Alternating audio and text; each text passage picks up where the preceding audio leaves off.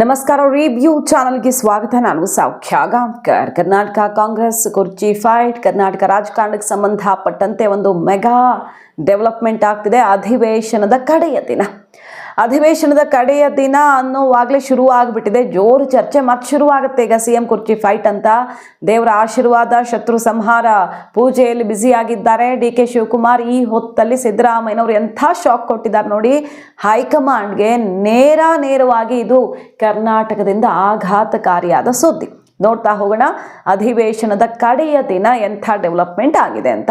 Miss ಮಾಡಿದ್ರೆ ನಮ್ಮ ಚಾನಲ್ನ ಸಬ್ಸ್ಕ್ರೈಬ್ ಮಾಡಿ, ನಿಮ್ಮ ಅಭಿಪ್ರಾಯ ಕಮೆಂಟ್ ಮಾಡಿ ತಿಳಿಸಿ. ಎಸ್ ವೀಕ್ಷಕರೇ, ಸದ್ಯ DK ಶಿವಕುಮಾರ್ ಅವರು ಡೇಟ್ ಫಿಕ್ಸ್ ಮಾಡ್ಕೊಂಡಿದ್ದಾರೆ ಪ್ರಮಾಣ ವಚನಕ್ಕೆ. 2 ಡೇಟನ್ನು ಫೈನಲ್ ಮಾಡಿಕೊಂಡು 6 ಮತ್ತು 9. 6ನೇ ತಾರೀಕು ಬಹುತೇಕ ಆಗತ್ತೆ ಅನ್ನೋ ತನಕ ಅವರ ನಿರೀಕ್ಷೆ. ಅವ್ರ ಆಪ್ತರೇ ಇದನ್ನು ಓಪನ್ ಆಗಿ ಬಾಯ್ ಬಿಟ್ಟು ಹೇಳಿದ್ದಾರೆ. ಇನ್ನೇನು ದೆಹಲಿಗೆ ಮತ್ತೆ ಧಾವಿಸ್ಲಿದ್ದಾರೆ. ಈಗ ಸೆಷನ್ ಮುಗಿತಾ ಇದ್ದ ಹಾಗೆ DK ಶಿವಕುಮಾರ್ ಅವರು. ಮತ್ತು ಅಲ್ಲಿ CWC ಮೀಟಿಂಗ್ ಇದೆ. ಆ ಟೈಮಲ್ಲಿ ಇಬ್ಬರಿಗೂ ಬುಲಾವ್ ಕೊಡ್ತಾರೆ. ಮತ್ತು ಶಾಸಕಾಂಗ ಸಭೆ ಕರೆದಿದ್ದಾರೆ ಅನ್ನೋದೆಲ್ಲ ಕೇಳಿ ಬರ್ತಿರೋ ವಿಷಯವೇ. ಅಂದರೆ ಹೈಕಮಾಂಡ್ ಮಾಡಿ ಅಂತ ಹೇಳಿದೆ ಶಾಸಕಾಂಗ ಸಭೆ ಜನವರಿ 1st ವೀಕಲ್ಲಿ AICC ವೀಕ್ಷಕರ ಸಮ್ಮುಖದಲ್ಲಿ ಅಂತ. ಸೊ ಏನೋ ಒಂದು ಬದಲಾವಣೆ ಮುನ್ಸೂಚನೆ ಇಲ್ಲೆಲ್ಲ ಸಿಕ್ಕಿತ್ತು. ರಾಹುಲ್ ಗಾಂಧಿ ಅವರು ಜರ್ಮನಿಗೆ ಹಾರುವ ಮುನ್ನವೇ ಈ ಬೆಳವಣಿಗೆ ಎಲ್ಲ ಆಯ್ತಲ್ವಾ. ಈಗ ನೋಡಿ ಸಿದ್ದರಾಮಯ್ಯನವ್ರು ಏನು ಮಾಡಿದ್ದಾರೆ ಅಂತ. ಸದನದಲ್ಲಿಯೇ ಓಪನ್ ಆಗಿ ಹೈಕಮಾಂಡ್ಗೆ ಶಾಕ್ ಕೊಟ್ಟಿದ್ದಾರೆ. ಕುರ್ಚಿ ಗೊಂದಲಕ್ಕೆ ಭಯಂಕರವಾದ ಟ್ವಿಸ್ಟನ್ನು ಇಟ್ಟಿದ್ದಾರೆ. ಹಿಂದೆ ನಾನು 5 ವರ್ಷಗಳ ಕಾಲ CM ಆಗಿದ್ದೆ. 2ನೇ ಸಲ ನಾನು CM ಆಗಿದ್ದೀನಿ. ಈಗ ಹೈಕಮಾಂಡ್ ನನ್ನ ಪರವಾಗಿಯೇ ಇದೆ. ನನ್ನ ಪ್ರಕಾರ ಹೈಕಮಾಂಡ್ ನನ್ನ ಪರವಾಗಿಯೇ ಇದೆ. ಈಗಲೂ ಕೂಡ ಹೈಕಮಾಂಡ್ ಹೇಳೋ ತನಕ ನನಗೇನು ಭಯ ಇಲ್ಲ ಅನ್ನುವ ಮೂಲಕ ಯಾವ ಕಾರಣಕ್ಕೂ 2.5 ವರ್ಷ ಬಿಟ್ಟು ಕೊಡಲ್ಲ ಅನ್ನುವಂಥ ನೇರ ಸಂದೇಶ. ಹಾಗೆ 2.5 ವರ್ಷದ ಒಪ್ಪಂದವೇ ಆಗಿಲ್ಲ ಅಂತ ಸೆಷನ್ನಲ್ಲಿ, ಇದೆಲ್ಲೋ ಮೀಡಿಯಾ ಮುಂದಲ್ಲ, ಕಾಂಗ್ರೆಸ್ ಮೀಟಿಂಗಲ್ಲಲ್ಲ, ಡಿನ್ನರ್ ಮೀಟಿಂಗಲ್ಲಲ್ಲ, ಸಂಪುಟ ಸಭೆಯಲ್ಲೂ ಅಲ್ಲ, ಶಾಸಕಾಂಗ ಸಭೆಯಲ್ಲೂ ಅಲ್ಲ, ಅವರವ್ರ ಪಕ್ಷದ ವೇದಿಕೆಯಲ್ಲೂ ಅಲ್ಲ, ನೇರವಾಗಿ ಸೆಷನ್ನಲ್ಲಿ ಕಲಾಪದಲ್ಲಿಯೇ ಮುಖ್ಯಮಂತ್ರಿ ಸಿದ್ದರಾಮಯ್ಯನವರು 2.5 ವರ್ಷ ಬಿಟ್ಟುಕೊಡ್ಬೇಕು ಅನ್ನುವಂಥ ಒಪ್ಪಂದವೇ ಆಗಿಲ್ಲ ಅಂತ ಫುಲ್ ಸ್ಟಾಪ್ ಅನ್ನೇ ಇಟ್ಟುಬಿಟ್ಟಿದ್ದಾರೆ. ಆ ಮೂಲಕ ಯಾವ ಕಾರಣಕ್ಕೂ ಜಪ್ಪಯ್ಯ ಅಂದರು DK ಶಿವಕುಮಾರ್ ಅದು ಏನು ಮಾಡಿದ್ರು ಬಿಟ್ಟು ಕೊಡಲ್ಲ ಅಂತ ಹೇಳ್ದಂಗಾಯ್ತು. ಸಿದ್ದರಾಮಯ್ಯನವರು ಒಪ್ಪಂದ ಆಗಿಲ್ಲ, ಹೈಕಮಾಂಡ್ ನನ್ನ ಪರವಾಗಿದೆ, ಅದು ಏನು ಕಿತ್ಕೊಳ್ತಾರೋ ಕಿತ್ಕೊಳ್ಳಿ ಅನ್ನೋ ಥರಾನೇ ಇತ್ತದು. ಆ ರೀತಿಯದ್ದೊಂದು ಸ್ಟೆಪ್ಪನ್ನು ಸಿದ್ದರಾಮಯ್ಯನವ್ರು ತಗೊಂಡ್ಬಿಟ್ಟಿದ್ದಾರೆ. ಮೊನ್ನೆ ನಾವು ಹೇಳಿದ್ವಿ, ಯತೀಂದ್ರ ಸಿದ್ದರಾಮಯ್ಯನವ್ರಿಗೆ ಅಷ್ಟು ಧೈರ್ಯ ಬಂದ್ಬಿಡುತ್ತಾ ಇದ್ದಕ್ಕಿದ್ದಂಗೆ. ಸಿದ್ದರಾಮಯ್ಯನವರೇ 2.5 ವರ್ಷ ಅಂದರೆ ಇನ್ನೂ 2.5 ವರ್ಷನೂ CM ಆಗಿರ್ತಾರೆ, ಯಾರೂ ಹೇಳಿಲ್ಲ ಅಂತ ಯತೀಂದ್ರ ಸಿದ್ದರಾಮಯ್ಯನವ್ರು ಹೇಳೋಕ್ಕಾಗತ್ತಾ ಸುಮ್ಮನೆ? ಸಿದ್ದರಾಮಯ್ಯನವರ ನಿರ್ಧಾರ ಆಗಿದೆ, ಸೆಡ್ಡು ಹೊಡೆದಿದ್ದಾರೆ ಅನ್ನೋದು ಕ್ಲಿಯರ್ ಆಗಿ ಕಂಡಿತ್ತು ಅವ್ರ ಮಾತಲ್ಲೇ. ಈಗ ಇವರೇ ನೇರವಾಗಿ ಹೇಳಿದ್ದಾರೆ. ಬೇರೆ ಬೇರೆ ರಾಜ್ಯಗಳಲ್ಲಿ ಬೇರೆ ಬೇರೆ ನಾಯಕರು ಈ ರೀತಿ ಮಾಡಿದ್ದಿದೆ. ಅಧಿಕಾರ ಮತ್ತೊಂದು ಅಂತ ರಾಜಸ್ಥಾನದಲ್ಲಾಯಿತು, ಬೇರೆ ಬೇರೆ ಕಡೆಗಳಲ್ಲಿ ಆಗಿದೆ ಕಾಂಗ್ರೆಸ್ಗೆ. ಅಂಥದ್ರಲ್ಲಿ ಸಿದ್ದರಾಮಯ್ಯನವ್ರು ಈಗಿರೋರ ಪೈಕಿ ಬಿಗ್ಗೆಸ್ಟ್ ಲೀಡರು, ಹಿಂದ ನಾಯಕ, OBC ಏಕೈಕ CM, ರಾಹುಲ್ ಗಾಂಧಿ ಅವ್ರಿಗೆ ಬೇರೆ ತುಂಬ ಇಷ್ಟ. ಅಂಥದ್ರಲ್ಲಿ ನೀವು ಯಾಕ್ರಿ ಬಿಟ್ಕೊಡ್ಬೇಕು ಅಂತ ಆಪ್ತರು ತಮ್ಮ ನಿರ್ಧಾರವನ್ನು ಮಂಡಿಸಿಬಿಟ್ಟಿದ್ದಾರೆ. ಇದನ್ನು ಓಪನ್ ಆಗಿ ಸೆಷನ್ನಲ್ಲಿಯೇ ಘೋಷಿಸಿದ ಸಿದ್ದರಾಮಯ್ಯ. ನಮಗೆ ಯಾರೂ ಕೂಡ ನಿರ್ದೇಶನ ಕೊಡೋದಿಲ್ಲ. BJP ನಾಯಕರಿಗೆ ಸಿದ್ದರಾಮಯ್ಯನವ್ರು ತಿರುಗೇಟು ಕೊಟ್ಟಿರೋದು.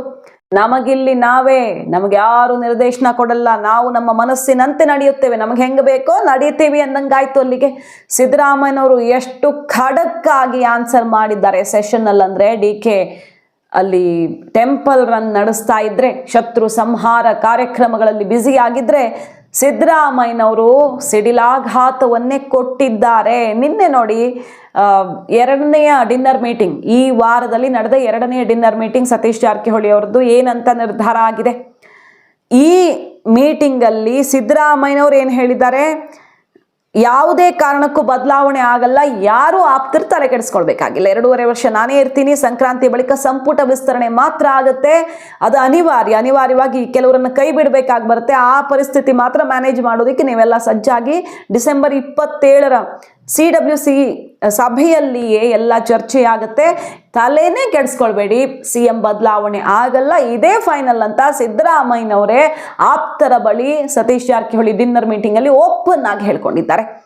ಸತೀಶ್ ಮತ್ತು ಅಹಿಂದ ನಾಯಕರ ನಿಲುವೇನು? ಯಾವ ಕಾರಣಕ್ಕೂ ಸಿದ್ದರಾಮಯ್ಯನವ್ರನ್ನ ಟಚ್ ಮಾಡಕ್ಕೆ ಬಿಡಬಾರ್ದು. ಅಹಿಂದ ಸಮುದಾಯ ಒಂದು ಸಲ ಸಿಡ್ದಿದ್ರೆ ಏನಾಗುತ್ತೆ ಅನ್ನೋದು ಹೈಕಮಾಂಡ್ಗೆ ಈಗಾಗಲೇ ಗೊತ್ತು. ಆ ಸಂದೇಶವನ್ನು ತಲುಪಿಸೋಕೆ ಏನು ಬೇಕಾದರೂ ಮಾಡೋಣ. ಅಹಿಂದ ರತ್ನ ಅನ್ನುವಂಥ ಅವಾರ್ಡ್ ಕೊಡೋಕೆ 10 ಲಕ್ಷ ಜನ ಸೇರಿಸಿ ಕಾರ್ಯಕ್ರಮ ಮಾಡೋದಕ್ಕೂ ಕೂಡ ಮಾತುಕತೆ ಆಗಿದೆ. ದೊಡ್ಡದಾಗಿ ಆ ಸಿದ್ದರಾಮ ಉತ್ಸವ ಆಯ್ತಲ್ಲ, ಆ ರೀತಿ ಒಂದು ಭಯಂಕರವಾದ ಕಾರ್ಯಕ್ರಮ, ಅದು ಪಕ್ಷದ ವೇದಿಕೆಯಲ್ಲಿ ಅಲ್ಲ, ಹೈಕಮಾಂಡ್ ನೋ ಅನ್ನಕ್ಕೆ ಅಹಿಂದ ಸಂಘಟನೆಗಳು ಮಾಡೋ ರೀತಿಯಲ್ಲಿ ಮಾಡಿ ಅಹಿಂದ ರತ್ನ ಪ್ರಶಸ್ತಿ ಪ್ರದಾನ ಮಾಡೋದು. ಸೊ ಟಚ್ ಮಾಡಲು ಆಗಬಾರ್ದು. ಗಟ್ಟಿಯಾಗಿದ್ದು ಬಿಡಿ, ನೀವು ಉಳಿದಿದ್ದು ನಾವು ನೋಡ್ಕೊಳ್ತೀವಿ ಅನ್ನೋ ರೀತಿಯಲ್ಲಿ ಅಭಯವನ್ನು ಕೊಟ್ಟಿದ್ದಾರೆ. ಮತ್ತು ಹೈಕಮಾಂಡ್ ನಾಯಕರ ಮುಂದೆ ನಮಗೇನು ಹೇಳಬೇಕು ಅಂತ ಗೊತ್ತು, ಸಿದ್ದರಾಮಯ್ಯನವರೇ ನೀವು ತಲೆನೂ ಕೆಡಿಸ್ಕೊಳ್ಬೇಡಿ ಅಂತ. ಮತ್ತು DK ಶಿವಕುಮಾರ್ ಅವ್ರಿಗೆ ಸೆಡ್ ಹೊಡೆಯೋದಕ್ಕೆ ಈಗ ಪರಮೇಶ್ವರ್ ಅವರನ್ನು ಅವ್ರಿಗೆ ಪೈಪೋಟಿ ರೀತಿಯಲ್ಲಿ ಬಿಟ್ಟಿದ್ದಾರೆ. ಹಾಗಂತ ಪರಮೇಶ್ವರ್ ಅವ್ರನ್ನ CM ಮಾಡೋದು ಪ್ಲ್ಯಾನ್ ಅಲ್ಲ. DKಗಿಂತ ಪವರ್ಫುಲ್ ಇನ್ನೊಬ್ಬರಿದ್ದಾರೆ ಸೀನಿಯರು ಅಂತ ತೋರಿಸೋದಕ್ಕೆ ಇದು 25 ಮಠಾಧೀಶರು ಈಗ ಪರಮೇಶ್ವರ್ ಅವ್ರ ಪರ ಬ್ಯಾಟ್ ಬೀಸ್ತಿದ್ದಾರೆ. ಅವರು CM ಆಗಬೇಕು ಅಂತ. ಸತೀಶ್ ಜಾರಕಿಹೊಳಿ ಅವ್ರು KPCC ಅಧ್ಯಕ್ಷರಾಗಲಿ, ಪರಮೇಶ್ವರ್ ಅವರು CM ಆಗಲಿ, ಹಂಗೋ ಚೇಂಜ್ ಮಾಡೋದಿದ್ರೆ ಅನ್ನೋ ರೀತಿಯಲ್ಲಿ ಇನ್ನೊಂದು ಸುಮ್ಮನೆ ಒಂದು ಪ್ಲ್ಯಾನ್ ಬಿ ಥರ ಬಿಟ್ಟಿದ್ದಾರೆ. ಬಟ್ ಯಾವ ಕಾರಣಕ್ಕೂ ಸಿದ್ದರಾಮಯ್ಯನವರು ಇಳಿಯುವಂಥ ಪ್ಲ್ಯಾನೇ ಇಲ್ಲಿ ಇಲ್ಲ ಅನ್ನೋದು ಕೂಡ ಖಚಿತವಾಗ್ತಾ ಇದೆ ಅವರ ಬಣದಿಂದ. ಅಷ್ಟರ ತನಕ ಸ್ಟೆಪ್ ತಗೊಳ್ಳೋದು. ನಿನ್ನೆ ರಮೇಶ್ ಜಾರಕಿಹೊಳಿ ಅವರು ಮೀಟ್ ಆದಾಗಲೂ ಕೂಡ ನೀವು ತಲೆನೇ ಕೆಡಿಸ್ಕೊಳ್ಬೇಡಿ ಸರ್, ಇಳಿಲೇಬೇಡಿ, ಇಳಿಯುವಂತಹ ಪರಿಸ್ಥಿತಿ ಬಂದರೆ ಸರ್ಕಾರ ಇಲ್ಲಿ ಇರಲ್ಲ ಅನ್ನೋ ಥರದಲ್ಲೇ ಚರ್ಚೆಯಾಗಿರುವ ಸುದ್ದಿಗಳು ಬಂದವು. ರಮೇಶ್ ಜಾರಕಿಹೊಳಿ ಅವರು ಬಂದು ಸಿದ್ದರಾಮಯ್ಯನವ್ರನ್ನ ಭೇಟಿಯಾಗಿ ಹೋಗಿದ್ದು. ಸೊ ಹೆಚ್ಚು ಕಡಿಮೆ ಆದರೆ ಸರ್ಕಾರ ತೆಗೆಯೋ ಡೆವಲಪ್ಮೆಂಟ್ ಫಿಕ್ಸು ಅನ್ನೋದನ್ನು ಹೈಕಮಾಂಡ್ಗೆ ಖಚಿತಪಡಿಸ್ತಿದ್ದಾರೆ. ಸಿದ್ದು ಬಣದವರು ಖಚಿತಪಡಿಸ್ತಿದ್ದಾರೆ, ನೀವು ಟಚ್ ಮಾಡಿದ್ರು ಇಲ್ಲಿ ಶೇಕ್ ಆಗತ್ತೆ ಅಂತ. ಸೊ CWC ಸಭೆಯಲ್ಲಿ ನಾಯಕತ್ವದ ಬಗ್ಗೆ ಚರ್ಚೆ ಆಗುತ್ತೆ ಅನ್ನೋದು ಈಗಾಗಲೇ ಗೊತ್ತಾಗ್ತಿದೆ. 27ನೇ ತಾರೀಕು ಬುಲಾವ್ ಕೊಡ್ತಾರೆ ಇಬ್ರಿಗೂ. ಅಲ್ಲಿ ಸಂಪುಟ ಸರ್ಜರಿ ಬಿಟ್ಟರೆ ಇನ್ನೇನೂ ಆಗಲ್ಲ, ತಲೆನೇ ಕೆಡಿಸ್ಕೊಳ್ಬೇಡಿ ಅಂತ ಸಿದ್ದರಾಮಯ್ಯನವ್ರು ಹೇಳೇ ಬಿಟ್ಟಿದ್ದಾರೆ. ಈ ಕಡೆ DK ಶಿವಕುಮಾರ್ ಅವರು ಜಗದೀಶ್ವರಿ ದೇವಿ ಮೊರೆ ಹೋಗಿದ್ದಾರೆ. ಅಂಕೋಲ ತಾಲೂಕಲ್ಲಿ, ಉತ್ತರ ಕನ್ನಡದಲ್ಲಿ ವಿವಿಧ ಪೂಜೆ ಹರಕೆ ಕಾರ್ಯಕ್ರಮ ನಡೀತಾ ಇದೆ. ಅವರು ಡೇಟ್ ಫಿಕ್ಸ್ ಮಾಡ್ಕೊಂಡು ಕಾಯ್ತಾ ಇದ್ರೆ ಇಲ್ಲಿ ಸಿದ್ದರಾಮಯ್ಯನವರು ಇಂಥ ತೀರ್ಮಾನವನ್ನು ಪ್ರಕಟಿಸಿ ಬಿಟ್ಟಿದ್ದಾರೆ. ಸೊ ಡಿಸೆಂಬರ್ ಮುಗಿತಾ ಇದ್ದ ಹಾಗೆ ಕರ್ನಾಟಕ ರಾಜಕಾರಣದಲ್ಲಿ ಬಿರುಗಾಳಿ ಏಳೋದು ಗ್ಯಾರಂಟಿ, ಏನಾದರೂ ಬಿರುಗಾಳಿ ಏಳೋದು ಗ್ಯಾರಂಟಿ. ಇದಕ್ಕೇನೆ BJP ಹೈಕಮಾಂಡ್ ರಾಜ್ಯ ನಾಯಕರಿಗೆ ಹೈ ಅಲರ್ಟನ್ನು ಘೋಷಣೆ ಮಾಡಿದೆ. ಯಾವುದೇ ಕ್ಷಣದಲ್ಲಿ ಭೂಕಂಪ ಆಗಬಹುದು ಮುನ್ಸೂಚನೆ ಕೊಟ್ಟಿದೆ. ಈಗ ಹವಾಮಾನ ಮುನ್ಸೂಚನೆ ರಾಜ್ಯಕ್ಕೆ ರವಾನೆಯಾಗಿದ್ದು, ಮತ್ತೊಂದು ರಾಜ್ಯದಲ್ಲಿ ದೊಡ್ಡ ಮಟ್ಟದ ಬದಲಾವಣೆ ಆಗಬಹುದು, ಮಧ್ಯಂತರ ಚುನಾವಣೆಯಾದರೂ ಅಚ್ಚರಿ ಇಲ್ಲ ಅನ್ನುವಂಥ ಸ್ಪಷ್ಟವಾದ ಸಂದೇಶ BJP ಹೈಕಮಾಂಡಿಂದ ರವಾನೆಯಾಗಿದೆ. ನಿಮ್ಮ ಆರೋಗ್ಯದ ನಿಶ್ಶಕ್ತಿ ಬಗ್ಗೆ ಚರ್ಚೆ ಇಲ್ಲ, ರಾಜಕೀಯವಾಗಿ ನಿಶ್ಶಕ್ತಿ ಆಗಿದ್ದೀರಿ ಅಂತ. ಸುನೀಲ್ ಕೂತ್ಗಳಪ್ಪ. ಈಗ ನೋಡಿ, ನಿಮ್ಮಲ್ಲಿ ಒಂದು ಮನವಿ ಏನಪ್ಪ ಅಂತಂದ್ರೆ, ಅಶೋಕ್ ಅವರು ಮಾತಾಡುವಾಗ ನಾನು ಒಂದು ಚಕಾರನು ಕೂಡ ಎತ್ತಲಿಲ್ಲ, ಮಧ್ಯ ಪ್ರವೇಶ ಮಾಡಲಿಲ್ಲ, ಕೂತ್ಕೊಂಡು ಕೇಳಿದ್ದೀನಿ. ನೀವು ದಯಮಾಡಿ ನಾನು ಮಾತಾಡುವಾಗ ಕೂತ್ಕೊಂಡು ಕೇಳಬೇಕು ಅಂತಕ್ಕಂಥದ್ದು ನಿಮ್ಮಲ್ಲಿ ಮನವಿ. ರಾಜಕೀಯ ನಿಶಕ್ತಿ ಅದೆಲ್ಲ ಉತ್ತರ ಕೊಡ್ತೀನಿ ನಾನು. ರಾಜಕೀಯ ನಿಶಕ್ತಿ ಯಾವಾಗಲೂ ಇಲ್ಲ. ಮತ್ತೆ ರಾಜಕೀಯನ ಅಷ್ಟೊಂದು ತಲೆ ಕೆಡಿಸ್ಕೊಂಡು ಮಾಡಬೇಕಾದಂಥ ಅಗತ್ಯ ಇಲ್ಲ. ಅಧಿಕಾರ ಜನ ಕೊಡೋದು, ಜನರ ಆಶೀರ್ವಾದ ಮಾಡಿದ್ರೆ ಮಾತ್ರ ನಾವು ಈ ಕಡೆ ಕೂತ್ಕೊಳ್ಳಲಿಕ್ಕೆ ಸಾಧ್ಯ ಆಗ್ತದೆ. ಜನ ಆಶೀರ್ವಾದ ಮಾಡಿದ್ರೆ ಆ ಕಡೆ ಕೂತ್ಕೋಬೇಕಾಗುತ್ತೆ. ಅಂತಿಮವಾಗಿ ಪ್ರಜಾಪ್ರಭುತ್ವದ ವ್ಯವಸ್ಥೆಯಲ್ಲಿ ಜನರೇ ಮಾಲೀಕರಲ್ವಾ, ಅವರೇ ಪ್ರಭುಗಳು. ಅವ್ರು ಏನು ಹೇಳ್ತಾರೆ ಹಂಗೆ ಮಾಡಬೇಕು. ನಾವು ಐಡಿಯಾಲಜಿ ಏನೇ ಹೇಳಿದ್ರು ಕೂಡ, ಕಾರ್ಯಕ್ರಮಗಳನ್ನು ಏನೇ ಹೇಳಿದ್ರು ಕೂಡ ಜನಗಳ ಮುಂದೆ ಅಂತಿಮವಾಗಿ ತೀರ್ಪಡೋರು ಯಾರು?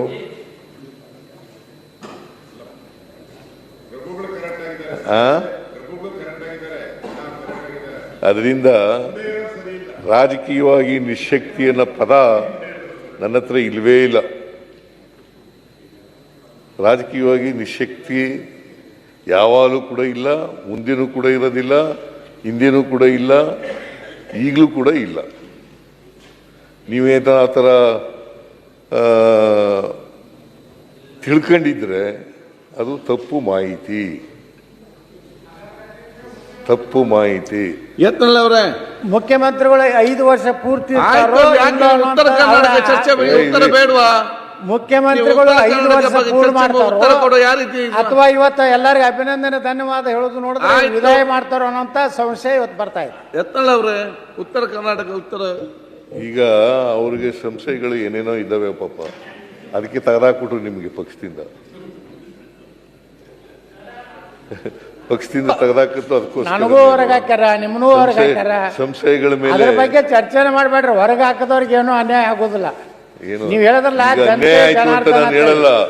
ಜನ ಪಕ್ಷದಿಂದ ಜನ ನಮ್ಮ ಹೊರಗಾಕಿದ್ದು ಸತ್ಯ ಜೊತೆಗಿದ್ದಾಗ ಅಲ್ಲ. ನಿಮ್ಮನ್ನು ಕುತಂತ್ರದಿಂದ ಹೊರಗೆ ಹಾಕಿದ್ರು. ಇವತ್ತು ಮುಖ್ಯಮಂತ್ರಿ ಆಗಿರಲ್ಲ, ನೀವು ಹಂಗ ನಡೀತದ. ಅವೆಲ್ಲ ರಾಜಕಾರಣದಾಗ ರಾಜಕಾರಣದಲ್ಲಿ ಅವೆಲ್ಲ ಇರ್ತವೆ, ಆದರೆ ಸಂಶಯ ಇಟ್ಕೋಬೇಡಿ ಅಷ್ಟೇ.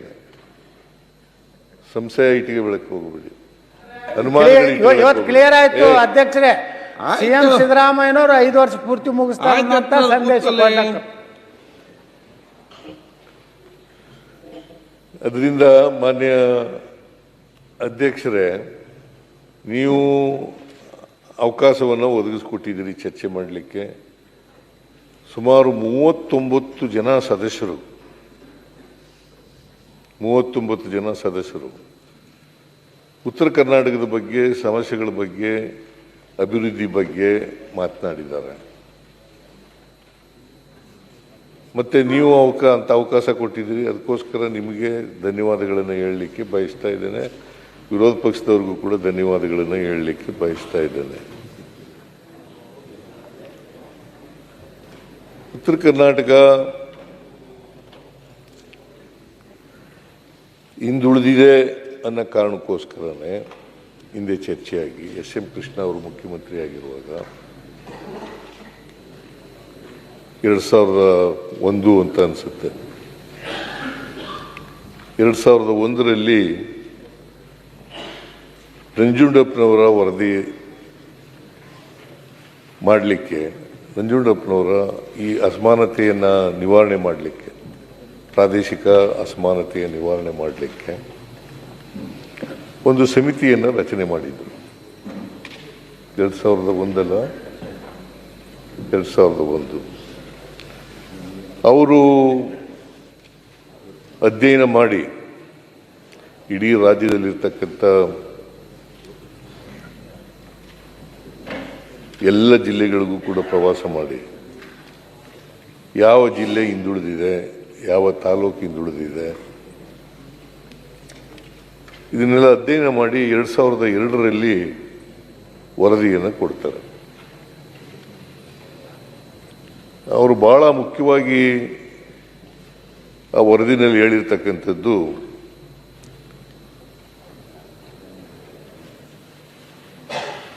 ಮೂವತ್ತೊಂಬತ್ತು ತಾಲೂಕುಗಳು ಅತ್ಯಂತ ಹಿಂದುಳಿದವು. ಇಡೀ ರಾಜ್ಯದಲ್ಲಿ 39 ತಾಲೂಕುಗಳು.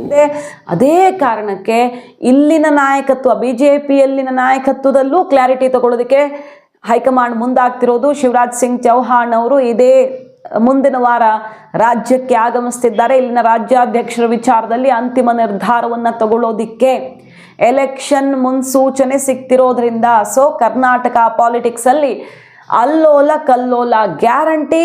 ಸಿದ್ದರಾಮಯ್ಯನವರು ತೊಡೆ ತಟ್ಟಿ ಅಖಾಡಕ್ಕೆ ಧುಮುಕಿರೋದ್ರಿಂದ ಸತೀಶ್ ಜಾರಕಿಹೊಳಿ ಆ್ಯಂಡ್ ಟೀಮ್ 25 ಜನ ಪ್ರಮುಖರನ್ನೇ ಸೇರಿಸಿ ಭರ್ಜರಿ ಬಾಡೂಟ ಹಾಕಿಸಿದ್ದಾರೆ. 2 ಸಲ ಮೀಟಿಂಗ್ ಆಗಿದೆ. ಸಮಾವೇಶ ರಾಜ್ಯವ್ಯಾಪಿ ಹಳ್ಳಿಯಲ್ಲೂ ತಯಾರಿಯಾಗಿದೆ. ನಮ್ಮದು ಸಿದ್ದರಾಮಯ್ಯನವ್ರನ್ನ ಟಚ್ ಮಾಡಿದ ಮರುಕ್ಷಣ ರಾಜ್ಯದಲ್ಲಿ ಏನಾಗುತ್ತೆ ಅನ್ನೋ ಸಂದೇಶ ಕೊಟ್ಟಾಗಿದೆ. ಸೊ ನಮ್ಮ ಬಲ ಏನಿದೆ ಅನ್ನೋದನ್ನು ಸಿದ್ದು ಬಣ ತೋರಿಸ್ತಿದ್ದು, ಅದು ಏನಾದರೂ ಆಗಲಿ ಅಟ್ ಎನಿ ಕಾಸ್ಟ್ ಅಂತಾರಲ್ಲ, ಆ ರೀತಿಯ ಸ್ಟೆಪ್ಪು DK-CM ಆಗೋದಕ್ಕೆ ಏನಾದರೂ ಅವಕಾಶ ನೀವು ತೆರೆದ್ರೆ ಬೇರೆ ಬಾಗಿಲುಗಳೆಲ್ಲ ಕ್ಲೋಸ್ ಆಗತ್ತೆ ಅನ್ನೋ ತನಕ ಭಯಂಕರವಾದ ಸಂದೇಶ. ಅದು ಕೂಡ ಸೆಷನ್ನಲ್ಲೇ ರವಾನೆ ಆಗಿಬಿಟ್ಟಿದೆ. Major development. ವೀಕೆಂಡಲ್ಲಿ ಸೆಷನ್ ಮುಗಿತಾ ಇದ್ದ ಹಾಗೆ ಮತ್ತೆ ಚಟುವಟಿಕೆಗಳು ಗರಿಗೆದರಿರೋದು. ಮಾಹಿತಿ ಇಷ್ಟ ಆಗಿದ್ರೆ ಮಿಸ್ ಮಾಡದೆ ನಮ್ಮ ಚಾನಲ್ನ ಸಬ್ಸ್ಕ್ರೈಬ್ ಮಾಡಿ, ನಿಮ್ಮ ಅಭಿಪ್ರಾಯ ಕಮೆಂಟ್ ಮಾಡಿ ತಿಳಿಸಿ. Thank you.